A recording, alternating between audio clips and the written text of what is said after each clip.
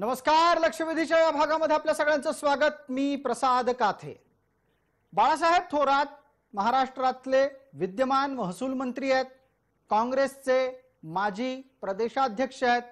त्यांनी थेट शरद पवार यांना राष्ट्रवादीनं काँग्रेसमध्ये विलीन व्हावं अशा प्रकारचा सल्ला दिलाय. पवारांनी नुकतीच काँग्रेसची खिल्ली उडवली.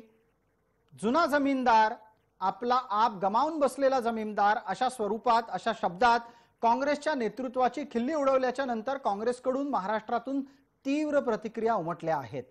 अर्थात या संपूर्ण प्रतिक्रियांच्या मध्ये अशोक चव्हाणांनी तुर्तास मौन बाळगलं असलं तरी पण नाना पटोले आणि बाळासाहेब थोरात यांनी भूमिका घेत शरद पवारांच्या टीकेला प्रत्युत्तर दिलंय. पण या प्रत्युत्तराच्या पलीकडे जाऊन बाळासाहेब थोरात यांनी घेतलेली भूमिका लक्षवेधी आहे. थोरात सरळ सरळ असं म्हणतात की राष्ट्रवादीनं आता काँग्रेसमध्ये विलीन व्हावं. यात काँग्रेसची अगतिकता आहे की राष्ट्रवादीचं भवितव्य काँग्रेसशिवाय नाही हेच नमूद करण्याचा बाळासाहेब थोरात यांचा प्रयत्न आहे. राष्ट्रवादी जन्माला आली ती सोनिया गांधी यांच्या विदेशी मूळ असल्याच्या मुद्द्यावर. ती जन्माला आल्याच्या दिवसापासून सत्तेत जाईपर्यंत सोनिया गांधींची विरोधक होती. पण जेव्हा सत्ता मिळाली त्या दिवसांपासून राष्ट्रवादीनं आणि पर्यायानं शरद पवारांनी सोनिया गांधींशी जुळवून घेतलं. आणि हे जुळवून घेणं सत्तेत असताना कधीच अडलं नाही, कारण सोनिया गांधी विदेशी मूळ असल्याच्या मुद्द्यावर शरद पवार पक्षातून बाहेर पडले होते. तेच शरद पवार विदेशी मूळ असलेल्या सोनिया गांधींच्या सोबत सुखेनैव दीर्घ काळ काँग्रेस सोबत सत्ता भोगत राहिले. याच स्थितीमध्ये जर आता पुलाखालून खूप पाणी वाहून गेलंय आणि काँग्रेस आणि राष्ट्रवादी यांनी दोन वेगळ्या वेगळ्या पक्ष संघटना चालवण्याच्या ऐवजी 1+1=11 व्हावं अशी भावना काँग्रेसमधून व्यक्त होत असेल तर त्याला राष्ट्रवादी उत्तर काय देणार आहे? राष्ट्रवादी म्हणजे तुलनेनं काँग्रेसमधला पवार गट, राष्ट्रवादी म्हणजे तुलनेनं काँग्रेसमधला तरुणांचा गट, आणि राष्ट्रवादी म्हणजेच महाराष्ट्रातला सुभेदारांचा, जमीनदारांचा आणि प्रस्थापितांचा समूह. या अशा वजनदार राजकारण्यांना, युवा राजकारण्यांना काँग्रेसमध्ये स्थान नव्हतं हे शरद पवारांनी ओळखलं आणि म्हणूनच स्वतःचा हक्काचा मतदार आणि आपल्या सोबतच्या नेत्यांचा समूह बांधण्यासाठी राष्ट्रवादी जन्माला घातली. काळाच्या ओघात ही राष्ट्रवादी आज काँग्रेसपेक्षा वरचढ ठरली आहे. पण काँग्रेसला त्यांची गरज भासतीये का याची चर्चा आजच्या लक्षवेधीमध्ये. काँग्रेसमध्ये राष्ट्रवादीच्या विलिनीकरणाला हरकत काय?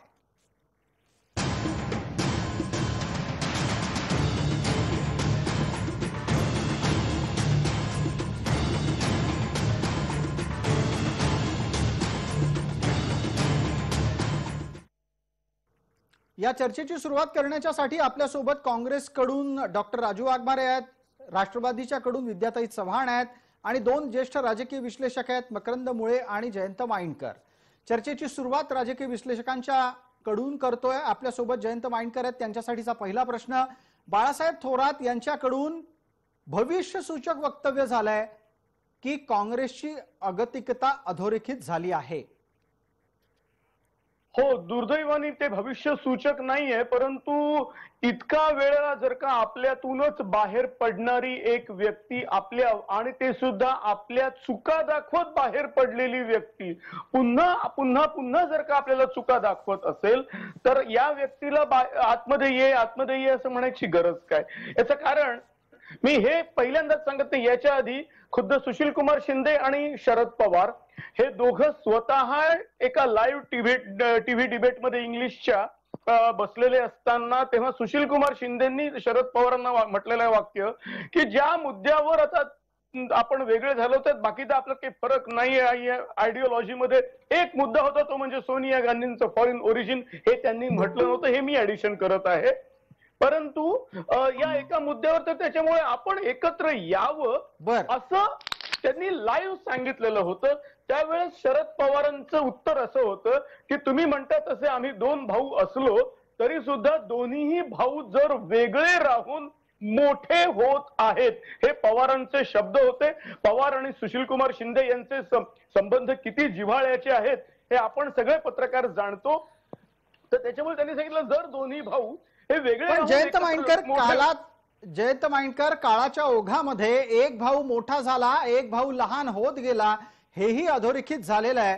मकरंद मुळेंसाठीचा पुढचा प्रश्न आहे. मकरंद मुळे, राष्ट्रवादीत असं कोण असेल की ज्याला आता काँग्रेसमध्ये जायचं नाहीये, काँग्रेसमध्ये जाऊन कुणाचं ना कुणाचं तरी काय, किंवा थेट गांधींचं मांडलिक व्हायच्या ऐवजी राष्ट्रवादीत स्वतःचा सुभा सांभाळण्यात ज्याला जास्त इंटरेस्ट आहे, तीच माणसं राष्ट्रवादीचं काँग्रेसमध्ये विलिनीकरण होऊ देणार नाहीत, अशी कोण मंडळी असू शकतात? मकरंद मुळे. नाही, मुळात तुम्ही जे अगदी सुरुवातीला जी काय होऊ शकतं हे सूचक आहे का, तर राजकारणात काही होऊ शकतं. म्हणजे उद्या काही आणखीन तर आपण काही जी मुळात काही आपण दिवसापूर्वी बोला. शरद विद्याताईंच्या इकडचा आवाज ऑन एअर जातोय, तो थांबूयात. मकरंद मुळे, आपण आपली भूमिका मांडा. शरद पवारांनी काही दिवसापूर्वी वक्तव्य केलं, त्याला खरं म्हणजे हे बाळासाहेब थोरात यांनी दिलेलं उत्तर आहे. आणि आपण जी सगळी चर्चा करतोय की राष्ट्रवादी मुळात वेगळं होणं, कारण शरद पवारांच्या अस्तित्व, स्वतःचं वेगळेपण, असं सगळेच मुद्दे राजकारणाच्या ओघातले सगळे, ज्याची काही आता कमी वेळात चर्चा होणार नाही ती सगळी होती. पण परत एकदा आता कदाचित काँग्रेसची अवस्था अशी आहे की पंजाबमध्ये ते आपसातच भांडतायत, तिकडे राजस्थानमध्ये त्यांचं आपसातच जमत नाही. असं असताना महाराष्ट्रात जे सरकारमध्ये आपण गेलेलो आहोत ते सरकारही टिकावं आणि जमलं तर सरकारच्या आधारे पक्षही वाढावा. असा पक्ष वाढत असताना एकीकडे मग राष्ट्रवादीला म्हणावं आमच्यात या काठावर का बसता आणि चुका का दाखवता, आपण सगळे मिळून ते दुरुस्त करू, आपणच केलेल्या चुका, अशी राजकीय भूमिका घेण्यात गैर काही नाहीये. पण इतके सगळ्या राष्ट्रवादीच्या ज्या सगळ्या सवयी आहेत ते काँग्रेसला झेपणार आहे का? ज्या प्रकारची राष्ट्रवादीतली मोठमोठी काही असो, एकेका जिल्ह्यात असतील, तालुके असतील, पण जी काही व्यक्तिमत्व उभारलेली आहेत ही मुळात आत्ताच्या काँग्रेसच्या महाराष्ट्राच्या नेतृत्वाला झेपणार आहेत का?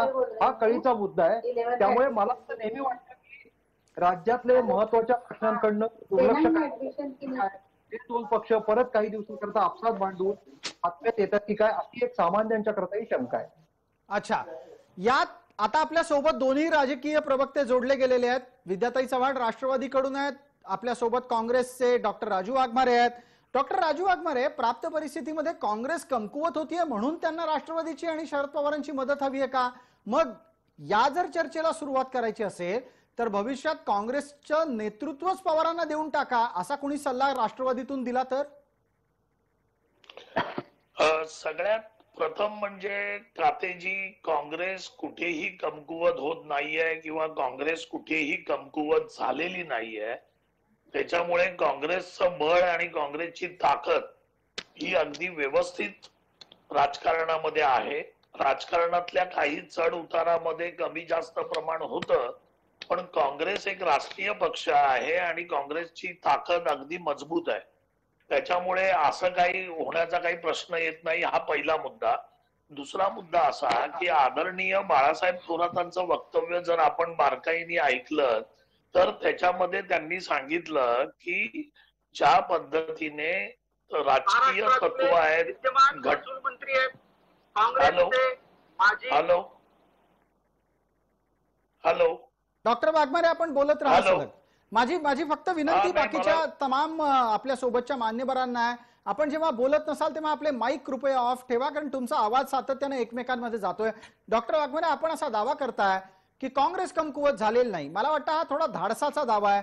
संख्येमध्ये तुम्ही आता राष्ट्रवादीपेक्षा 12 कमी आहात, 12 जवळपास 10 कमी आहात, 10-12. नाही प्रसादजी, एक गोष्ट लक्षात घ्या की 10-12 कमी असलो तरी मतांची टक्केवारी आपण बघू शकता. काही जागांमध्ये यावेळी आमचा पराभव झाला असेल, पण मतांची टक्केवारी बघितली तर आमच्यात आणि त्यांच्यात तेवढा फरक नाहीये. हा पहिला मुद्दा. दुसरा मुद्दा असा की राजकारणामधल्या चढ उतारामध्ये काही वेळेला तुम्हाला कमी प्रमाणात जागा मिळतात, पण याचा अर्थ की तुमचा पक्ष कमकुवत झाला असाही होत नाही. त्याच्यामुळे पण आमची मग ताकद डॉक्टर आम्हाला वाघमारे, माहिती आहे. आपण राष्ट्रवादीच्या तुल्यबळ आहात का? राष्ट्रवादीला टक्कर देऊ शकताय का? मग बाळासाहेब थोरातांना गरज का पडावी की शरद पवारांचा पक्ष विलीन करावा काँग्रेसमध्ये, असं म्हणण्याची? नाही, पहिली गोष्ट की थोरात साहेबांनी असं कोणतंही विधान केलं नाही. ते विधान मीही ऐकलेलं आहे की तुमचा पक्ष विलीन करा, असं त्यांनी सांगितलं नाही. त्यांनी सांगितलं की आपले विचार हे एक विचार आहेत, आपण घटनेला मानणारे लोक आहोत आणि आपले विचार एक आहेत, तर आपण एकमेकाच्या विरोधात बोलण्यापेक्षा आपण एकत्र येऊन काम करायला पाहिजे आणि एकत्र येऊन आपण लढा दिला पाहिजे, अशा पद्धतीचं विधान आहे. पण त्याच्यामध्ये डॉक्टर विलनीकरणाची कोणतीही आपण भूमिका आपण जे काही सांगता आहात त्यातल्या राजकीय अर्थालाही लपवून राहता येणार नाही. विद्याताई आपल्यापर्यंत पोहोचतो. जयंत माइंडकर एकदा पटकन यावरही बोला. जे थोरातांनी केलेलं विधान आहे त्याची वस्तुस्थिती तीच आहे का जी राजू वाघमारेंना सांगायची आहे, की बिटवीन द लाईन काहीतरी आहे जे राजू वाघमारेंना सार्वजनिकरित्या मान्य करायचं नाहीये? एक त्यांचाही डायलेमा आपण समजून घेऊया आणि शेवटी आपण पत्रकार म्हणून आपली आयडिओलॉजी दूर ठेवून आपण थोडस विचार केला. त्यांचं म्हणणं असं आहे की जर शब्दशः जर का गेलो आपण तर हे काय म्हणत आहेत बाळासाहेब थोरात, की आपण एकत्र येऊन काम करूया. पण एकत्र आहेतच. 15 वर्ष 99 ते 2014 एकत्रच होते. मधलं एक इलेक्शन सोडलं, पुन्हा 19 पासून एकत्र आहेतच. 2 नाही उलट 3 पक्ष आहेत. मग आता एकत्र यायचं काय? तर मग अगदी याच्यावर डॉक्टर वाघमारेंना उत्तर द्यायचंय. आणखी एकत्र यायचं म्हणजे काय यायचं? मग विलीनच होऊन जायचं. नाही, एक गोष्ट लक्षात घ्या की बाळासाहेबांचं जी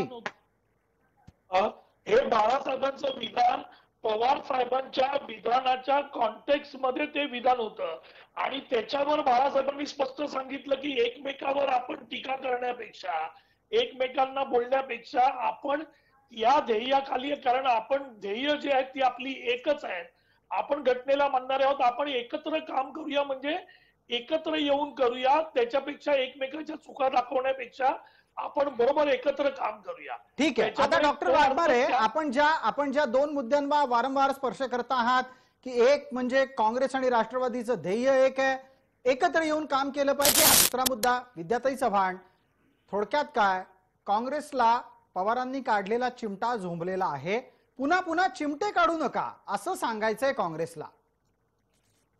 नाही, मला असं वाटतं की आपण सगळे राजकीय विश्लेषक आहात, पत्रकार आहात आणि मी आणि राजीवजी पक्षाची भूमिका मांडतोय.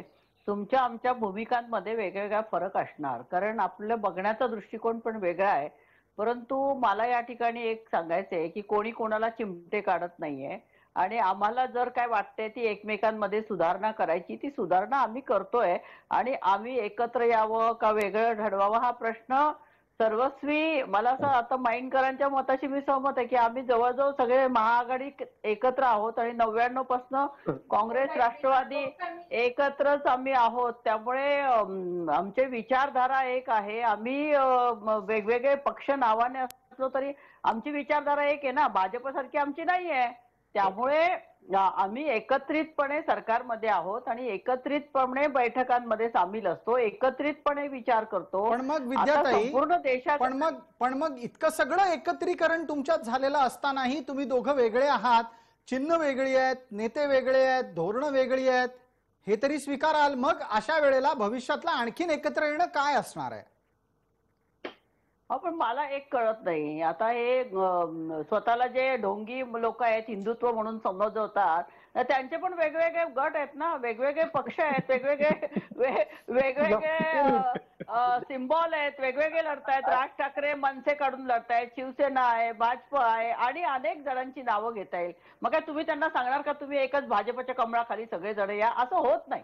समजलं ना, विचारधारा असतात प्रत्येकाच्या आणि आम्ही वेगळे होऊन आता 20-22 वर्ष होऊन गेलेले आहेत आणि आम्ही एक पक्ष म्हणून आम्ही स्वतः विकसित झालेलो आहोत, डेव्हलप झालेलो आहोत. आमची स्वतःची काम करण्याची पद्धत आहे. आम्ही निर्णय अतिशय जलद गतीने आणि चांगल्या प्रकारे घेतो आहोत. विद्याताई, एक गोष्ट तर स्वीकाराल की 3.5 जिल्ह्यांच्या पलीकडे राष्ट्रवादी पोहोचली नाही. काँग्रेस आजही दलित आणि अल्पसंख्याकांचा सगळ्यात मोठा न्याय देणारा पक्ष म्हणून ओळखला जातो. गावागावात, गल्ली गल्लीमध्ये काँग्रेस आहे, तितकी राष्ट्रवादी आहे? आता हे बघा, राष्ट्रवादी कितपत आहे किंवा किती आहे, किती सीट्स येतात राष्ट्रवादीच्या, हा मुद्दा राजकारणात अत्यंत महत्वाचा आहे. कारण भाजपकडे तो गेम चेंजर आकडा असल्यामुळे त्यांचे पंतप्रधान झाले आता त्यांचे पंतप्रधान पदावर असलेले व्यक्ती जर सांगत असतील बेरोजगार तरुणांना की गॅसची नळी गटारात लावा आणि तुम्ही नोकरी मिळवा, बेरोजगारी तुमची विद्याताई हटवा. विषयावर राहूया. आज भाजपचा विषयच नाहीये हा, अर्धा तास भाजपचा विषयच नाहीये. आपण आपल्या मुद्द्यावर येऊया. काँग्रेसचा विषय आहे. तुम्ही काँग्रेसच्या तुलनेमध्ये राज्यात आणि देशात आहात का? काँग्रेस देशव्यापी पक्ष आहे. आपण तुम्हाला आमची तुलना करायला कोणी सांगितलेलं आहे? मला हे कळत नाहीये. तुलना असं काय करताय कशासाठी? विद्याताई? आता चर्चेमध्ये वेगवेगळे मुद्दे येणार ना. काँग्रेस काय म्हणतेय? काँग्रेस, तुम्ही ऐकलं, राजू वाघमारे थेट असं म्हणाले की आम्ही आजही तुल्यबळ आहोत, आम्ही आजही सक्षम आहोत, आम्ही कुठेही कोणाला शरण जाण्याच्या भूमिकेत नाही. काँग्रेस ही काही पवारांना शरण येण्याच्या भूमिकेमध्ये दिसत नाहीये. अशा वेळेला पवारसाहेब जेव्हा चिमटे काढतात काँग्रेसला, जमीनदार म्हणतात, जुनं आपलं सगळं स्वत्व गमावलेला माणूस म्हणतात, त्यावेळेला काँग्रेसला दुःख होतं. म्हणून हा प्रश्न जन्माला येतात.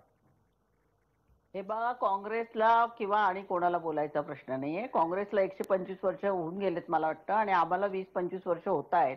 त्यामुळे आमचं पुढे काहीतरी आमची आकडेवारी आणि आम्ही वाढेल ना, बदलू शकू. आम्हाला एक आमच्यामध्ये कॉन्फिडन्स आहे. आज महाराष्ट्रात असो आणि पुढे करू. त्यामुळे आमचं काय होणार त्याची काळजी कोणीही करण्यात अर्थ नाही. हे लोकांना आहे. लोकांना जो सक्षम वाटेल त्याला लोक मतं देतील, जास्ती मोठा पक्ष वाढू शकेल. परंतु पक्षाची जी ध्येय धोरणे असतात ती प्रत्येक पक्षाची वेगळी असतात. त्यामुळे ठीक आहे विद्याताई, एक पटकन मकरंद मुळेंना संधी देतो. मकरंद मुळे, राष्ट्रवादी स्वीकारायला तयार नाहीये की आज ना उद्या विलिनीकरणाची वेळ येऊ शकते? हो, म्हणजे विद्याताईंनी चर्चेच्या ओघात जे सगळे मुद्दे आणले, म्हणजे त्यांनी अगदी मनसे शिवसेनेचाही विषय चर्चेच्या ओघात येणं स्वाभाविक होतं. पण त्यातनं हेच होतंय की तुम्ही काही म्हणा, काँग्रेसने किती वेळा आम्हाला बोलवावं, आम्ही काही जाणार नाही आणि आम्ही आहोत तिथेच राहू. हे बघा, पूर्ण करू द्या. मी तुम्हाला थांबवलं नाही, पूर्ण करू द्या. तुम्ही चर्चेच्या ओघात जे सांगताय त्याचं मी विश्लेषण करतोय. माझं विश्लेषण चुकीचं आहे असं तुम्ही म्हणायचं तुमचा अधिकार आहे, त्याचं काही माझं म्हणणं नाहीये. मुद्दा इतकाच आहे की ते, आणि मला तेच म्हणायचं की विद्याताईंनीच असं म्हटलं की मी राष्ट्रवादीची प्रवक्ती आहे. एका अर्थाने प्रवक्ता आपल्या पक्षाची भूमिका मांडत असतो. शरद पवारांनी जी टीका केली आहे, मग ती टीका नव्हती, ती सहज बोलणं होतं, आपसातला संवाद होता, मैत्री होती.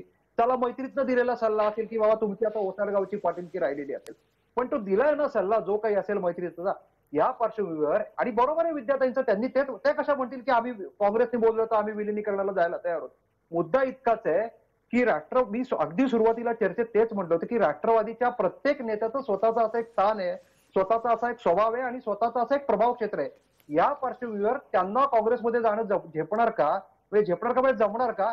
आणि अशा मंडळींना घेऊन राज्य काँग्रेस चालवू शकतील का? म्हणजे राज्य काँग्रेसची आता झालेली एवढी मोठी जम्बो कार्यकारिणी, त्यातल्या निमित्ताने झालेले वाद, हे सगळेच मुद्दे आहेत ना. म्हणजे आता ते असे म्हणतात की आम्ही काय करायचं, असं का करता? तर दोघंही सार्वजनिक जीवनात आहेत, मोठे राजकीय पक्ष आहेत, त्यांच्यावर लोक चर्चा करणारच. लोकांचा तो अधिकार आहे, तो तर आपण सगळ्यांनी लोकशाहीत मान्य केला पाहिजे.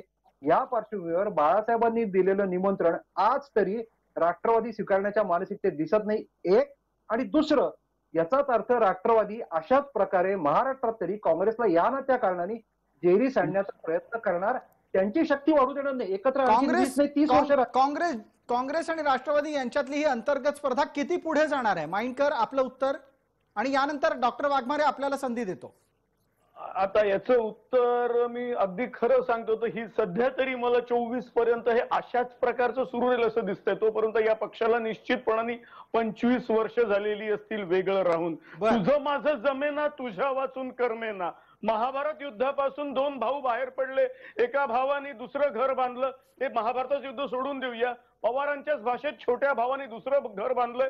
आणि पण आता गंमत माइंडकर अशी झाली की छोटा भाऊ मोठा भाऊ झालेला आहे. मोठ्या भावाला हे मान्य करायचं नाही की तो आता लहान भाऊ झालेला आहे.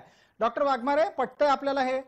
अशा वेळेस एक उत्तर देऊ का? की एकच मिनिट डॉक्टर वाघमारेंचं उत्तर घेऊयात, मग परत येतो आपल्यापर्यंत. डॉक्टर वाघमारे, सगळ्यात पहिली गोष्ट, आपण निरर्थक चर्चा करतोय. एक गोष्ट लक्षात घ्या, राष्ट्रवादी काँग्रेस हा एक स्वतंत्र पक्ष आहे, 24-25 वर्ष झालेला पक्ष आहे. तो पक्षाच्या विलिनीकरणाचा प्रश्नच येत नाही. एवढा मोठा पक्ष आणि एवढा जुना पक्ष ज्यावेळी होतो त्यावेळी तो पक्ष दुसऱ्या पक्षामध्ये विलीन होत नाही. त्या पक्षातले लोक तो पक्ष सोडून दुसरीकडे जाण्याचा प्रयत्न करतात, जे राजकारणात इतर ठिकाणी होतं. आता तुम्ही म्हणाल की शिवसेना बीजेपी नैसर्गिक मित्र होते, 25 वर्ष 26 वर्ष त्यांच्या युतीला झाली. शिवसेना भाजपमध्ये विलीन होऊ शकते का? नाही होऊ शकत. शेवटी हा प्रश्न आपण काढणं हा मुद्दा चुकीचा आहे, हा पहिला बरोबर. मुद्दा आहे. नाही. आणि अगदी बरोबर. दुसरा मुद्दा असा की पवार साहेब एक ज्येष्ठ नेते आहेत भारतातले. प्रत्येक राजकीय नेत्याला आपलं म्हणणं व्यवस्थित मांडण्याचा अधिकार आहे. त्यांना जे वाटतं ते त्यांनी म्हणणं मांडलेलं आहे. त्या म्हणण्याच्या योगामध्ये आम्ही त्यांना काही विलनीकरणाची भाषा पवार साहेबांना केलेली नाही. थोरात साहेबांनी त्यांनी सांगितलंय की आपण एकत्र राहू आणि एकत्र लढू. जो आपला सामायिक मुद्दा आहे त्याच्यावर आपण एकत्र राहून लढू. राहिला प्रश्न 2024 किंवा त्याच्या पुढचा, राष्ट्रवादीला आपला पक्ष वाढवण्याचा पूर्ण अधिकार आहे. जो अधिकार काँग्रेस पक्षालाही आहे. ठीक आहे. त्याच्यामुळे प्रत्येक पक्ष विचार जरी एक असले तरी आपापला पक्ष वाढवणार आहे. त्याच्यामुळे आपण अशी चर्चा करणं की विलनीकरण होईल का, ते दरवेळेला मनसे आणि शिवसेनेचं विलनीकरण होऊ शकत नाही ठीक आहे. एवढ्या यंग पक्षाचं. तर हे डॉक्टर बाकीचं तर आपण सोडून थोडक्यात दिलेलं काय म्हणताय, तर ही चर्चाच निरर्थक आहे. मला वाटतं की आपल्या सोबत असलेल्या दोन राजकीय विश्लेषकांना या निमित्तानं पटकन बोलतं करावं.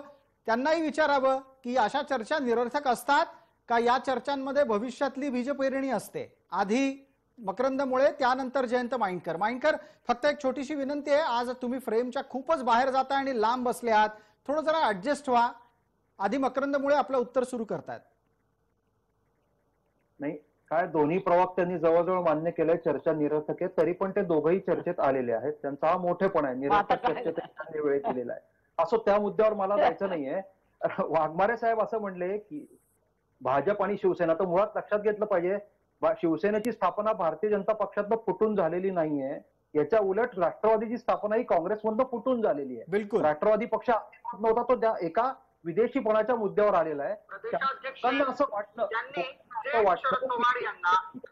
यात काही गैर नाहीये. 2024 यायचं का 25 यायचं. आता उदाहरणार्थ समजा ह्या दोघांच्या प्रवक्त्यांचाच बोलण्याचा अर्थ काढायचा, तर जसं आता पश्चिम बंगालमध्ये तृणमूलच्या मागे तिथले डावे आणि काँग्रेस उभी राहिली, तसं भविष्यात भारतीय जनता पार्टीला दूर ठेवण्याकरता टॅक्टिकली हे दोघं पक्ष अशा काही युती करतील का. आता ते फक्त महाराष्ट्रापुरतं अगदी शक्य आहे. म्हणजे मकरंद मुळे हे करतील का म्हणायची गरज नाही. इथे तर आत्ताच्या घडीला महाराष्ट्रात पवारांच्या मुळेच काँग्रेस सत्तेत आहे. काँग्रेसच्या लोकांना सत्ता ही शरद पवारांमुळे मिळाली. आणि तुम्ही गेल्या निवडणुकात जर पाहिलं असेल तर काँग्रेस पूर्णपणे शरद पवारांना शरण गेलेली होती की जे काही आता आमचं भलं करायचं ते तुम्हीच करा, तुम्ही हो माता तुम्ही पिता हो, अशाच भूमिकेमध्ये काँग्रेसचं सगळं गेल्या 2019च्या विधानसभा निवडणुकीतलं वागणं होतं. त्यामुळे पवार पावसात भिजले नसते तर काँग्रेसच्या 44 सुद्धा आल्या नसत्या, असं राजकीय निरीक्षक मांडतात. मकरंद मुळे आपल्या एक मिनिट. नाही खोट बघा, वाघमारेजी चुकीच्या कमेंट्स करू नका. तुम्ही असं कसं काय कमेंट्स करता. तुम्ही आमचा पक्ष आहे ना, तुम्ही आम्हाला विचारा ना. प्रश्न असा आहे, महाविकास आघाडीमध्ये तिन्ही पक्षांची भूमिका ही महत्वाची राहिलेली आहे. कोणी कोणामुळे सत्तेत बसलेलं नाही. ना शिवसेना आमच्यामुळे बसली, ना आम्ही शिवसेनेमुळे बसलो, ना राष्ट्रवादी आमच्यामुळे बसली. प्रत्येक पक्षाचं तेवढंच महत्व आहे जेवढं एका सिंगल पक्षाचं आहे. नाही पण डॉक्टर एक गोष्ट आकड्याच्या आधारित बोलूया. तुम्ही तिघही म्हणताय की म्हणे आम्ही कोणाही एकाच्या मुळे नाही, पण तुमच्या तिघांमधला एकही बाहेर गेला तर बाकीचे कोणीच उरणार नाहीत. सत्तेत नाही. एक गोष्ट लक्षात, प्रत्येकाला प्रत्येकाची गरज असते आणि त्या गरजेपोटी प्रत्येक सत्तेमध्ये आहे हे कबूल करायचे प्रत्येकाने. त्याच्यामुळे आमच्यामुळे कोण आहे किंवा त्यांच्यामुळे आम्ही आहोत असं आम्ही कधी म्हणत नाही आणि कोणी म्हणालेलं आम्ही सहनही करणार नाही. त्याच्यामुळे प्रत्येक जण आपल्या राजकीय फायद्यासाठी या महाविकास आघाडी आणि समाजाचा सामायिक मुद्द्यावर विकास करण्यासाठी एकत्र आहे. अच्छा, आपण असं म्हणताय की समाजाच्या विकासासाठी हे तीन पक्ष एकत्र आले आहेत. जयंत माइंडकरांना एक संधी देऊयात. माइंडकर, आपल्याकडे 1 मिनिटाचा वेळ आहे. काँग्रेसला काही सहन होत नाहीये की पवारांमुळे काँग्रेस सत्तेत आहे हे स्वीकारायची त्यांची तयारी दिसत नाहीये. खरा प्रॉब्लेम काय आहे सर, हे जे सुरू झालं ना एका शब्दामुळे झालेलं आहे की काँग्रेस आता एक अशी जमीनदारी आहे की ज्याची हजारो एकर जमीन होती आणि आता नुसती गढी उरली आहे. खरं तर आपण ज्या पक्षातून बाहेर पडलो आणि आपल्यामुळे फॉरेन ओरिजिनचा मुद्दा आपण एवढा मोठा वाढवला, त्याच्यामुळे मोठ्या प्रमाणात पक्षाची बदनामी झाली. आज 22 वर्षांनी आपण त्याच पक्षाला सल्ला द्यायला जातोय. हे वाक्य खरं तर डायजेस्ट करणं हे काँग्रेसला कठीण आहे. पण तुम्ही म्हणता ते पण बरोबर आहे. म्हणजे तुम्हाला माइंडकर तुम्हाला हे अधोरेखित करायचंय की पवारांनी बाहेर पडून काँग्रेसचं जास्त नुकसान केलं. हो, अगदी मी खुलेआम सांगतो, विश्वनाथ प्रताप सिंग शरद पवार यांनी काँग्रेसचं फार मोठ्या प्रमाणात नुकसान केलेलं आहे, उघड सत्य आहे. आणि तेवढं नुकसान केल्यानंतर आता पुन्हा तीच माणसं काँग्रेसला सल्ले देत आहेत. हो, आणि तोच आणि निव्वळ सल्ले देत नाही, आपलं म्हणणं अगदी बरोबर आहे. हे राजू वाघमारे यांची थोडंसं मी असहमत आहे. याचं कारण या सध्याच्या सरकारचे कर्ते धरते केवळ शरद पवार आहेत. शिवसेनेला काँग्रेस आणि राष्ट्रवादीच्या बरोबर उभं करण्याचं श्रेय हे केवळ शरद पवारांचं आहे. आणि मग असं असताना मकरंद मुळेंसाठी एक प्रश्न आहे, वेळेची मर्यादा आहे, दोन्ही राजकीय प्रवक्त्यांना चर्चा निरर्थक वाटत असली तरी पण जाता जाता एक पटकन छोटासा प्रश्न, मकरंद मुळे हे इतकं सगळं घडूनही काँग्रेस सोबत जायचं नाही हे राष्ट्रवादीने ठरवलंय. मग उद्या राष्ट्रवादीचं भवितव्य काय आणि उद्या काँग्रेसचं भवितव्य काय? नाही, मी म्हटलं असं राजकारणात उद्याचं काय हे आत्ता लगेच असंच आहे असं होईल असं सांगता येणार नाही. पण कुठलीही शक्यता नाकारता येणार नाही. त्यातला मुद्दा काय राहतो की राष्ट्रवादीचा जो काही एक वर्चस्ववाद महाराष्ट्रात आहे तो काँग्रेसच्या राज्याच्या नेतृत्वाला झेपणार आहे का, हा खरं म्हणजे कळीचा मुद्दा आहे. आणि परत राहुल गांधी, सोनिया गांधी, प्रियांका गांधी यांना आता शरद पवार चालणार आहेत का, हा पुढचाही मुद्दा आहे. कारण एकीकडे तिकडनं ज्योतिरादित्य शिंदेंनी पक्ष सोडलाय, सचिन पायलट उद्या काय करतील माहित नाही, उत्तर प्रदेश मधले काँग्रेसचे नेते बाहेर पडतायत. आज आपल्या लक्षात आलं असेल की जयसिंगांच्या नातवानी भारतीय जनता पार्टीत प्रवेश केलेला आहे. अशा जयसिंग हे माजी राष्ट्रपती होते आपले. या सगळ्या पार्श्वभूमीवर जे काही चित्र आहे त्यात महाराष्ट्र काँग्रेस एका विचित्र पेचात आहे हे नक्की आहे. आणि आता शरद पवारांना घेऊन बरोबर जायचं का काय करायचं हा मुद्दा आहे त्यातला. अगदी आपल्याला चर्चेला वेळेची मर्यादा, आपण सर्व मान्यवर या चर्चेत सहभागी झालात त्याबद्दल आपले मनपूर्वक आभार. तुर्तास कोण काय कधी कसं करणार यावर आपलं बारीक लक्ष राहीलच. आताच्या चर्चेत इतकंच. सर्व प्रेक्षकांना जय महाराष्ट्र.